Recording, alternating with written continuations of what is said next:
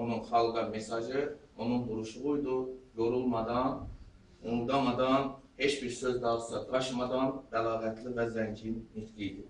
Heydər Əliyev hakimiyyətə başladığı 90-cı ildə siyasi hakimiyyətin sükanını əlinə götürdükdən sonra Azərbaycanda 95-ci ilin 12 noyabrında burada Rəfiqə xanım da Əzimova iştirak edir.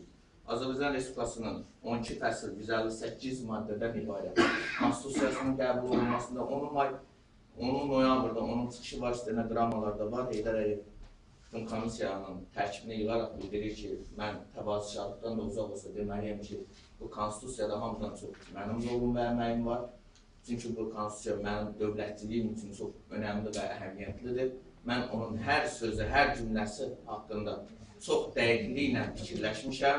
Hər bir cümlənin üstündə yuxusuz gecələr keçirmişəm və ona görə də düşünürəm ki, bu 12 fəsil 158 maddədən ibarət konstitusiya Azərbaycanın dövlətçiliyi naminə, Azərbaycanın ərazi bütövlüyü naminə və Azərbaycanın qanunçuluğunun tənzimlənməsi naminə vacib haqlardan biridir. Bəli, 12 noyabr 1995-ci ildə 12 fəsil 158 maddədən ibarət Respublikanın rəhbəri Heydər Əliyevin imzası ilə o referendum yolda konstitusiya qəbul olundu. Ondan sonra totalitar rejimdən qalmaq, prokuraturada böyük islahatlar başladı. Bilirsiniz ki, həbs qəti imkan tədbirləri prokurorluq sistemində idi.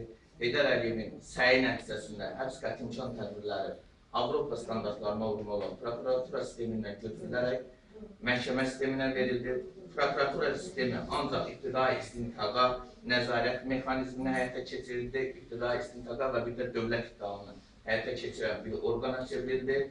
Əvvəllər bilirsiniz ki, 2000-ci ilə qədər prokuraturadan həbs qəti imkan tədbiri götürülənən qədər və prokuraturanın sahibkarlıq fəaliyyətinə və digər özəl fəaliyyətə çoxlu problemlər yaradırdı. Heydər Əliyev müşavirələrin birində bu qanunsuz yoxlamaların tamamilə əsassız olduğunu, prokuraturada belə bir səlahiyyətlərin artıq olmadığını dilə gətirdi və böyük təkmilləşdirmə sistemi apardı. Məhkəmə hüquq sistemi sahəsində Heydər Əliyev 3 instansiyalı məhkəmə sistemi yaratdı. Birinci instansiya, apellyasiya məhkəməsi və ali məhkəmə sistemini qura bildi ki, deməli, kassasiya qaydasında artıq vətəndaşlar öz hüquqlarını daha yuxarı instansiyalarda təmin edə bilsinlər, müdafiə edə bilsinlər və əgər birinci instansiya və apellyasiya məhkəmələrində yol verilmiş nöqsanlar digər 3-cü instansiya məhkəməsində ortadan götürülə bilsin.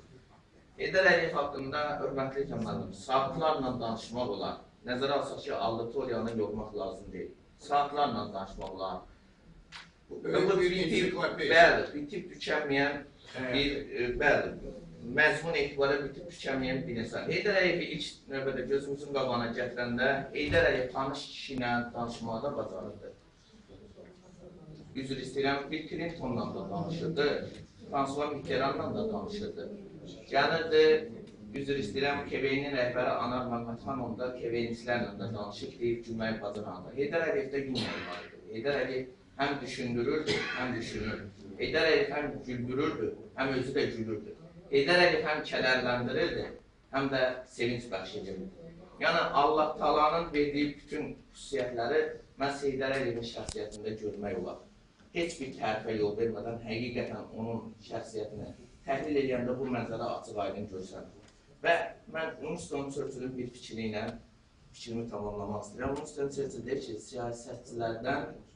siyasətçilərin dövlət xadimlərindən fərqi ondadır ki, siyasətçilər ancaq seçkiləri görür. Seçkilərdə nəticə nə olacaq? Dövlət xadimləri isə, dövlət adamları isə həmişə gələcək nəsilləri düşünür və bütün xarizmatik və pragmatik əməllərini gələcək nəsillər naminə hesablayıb adılmaqdır. Heydər Əliyev məhz gələcək nəsilləri düşünən böyük bir yuxaydı. Və fikrimi tamamlayaraq mənə söz verdiyinizə görə, mənə diqqətlə qulaq asdığınıza görə sizə səmimi təşəkkür edirəm.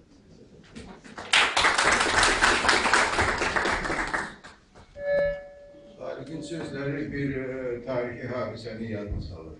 Amma onu bugün heç kim yadına salır.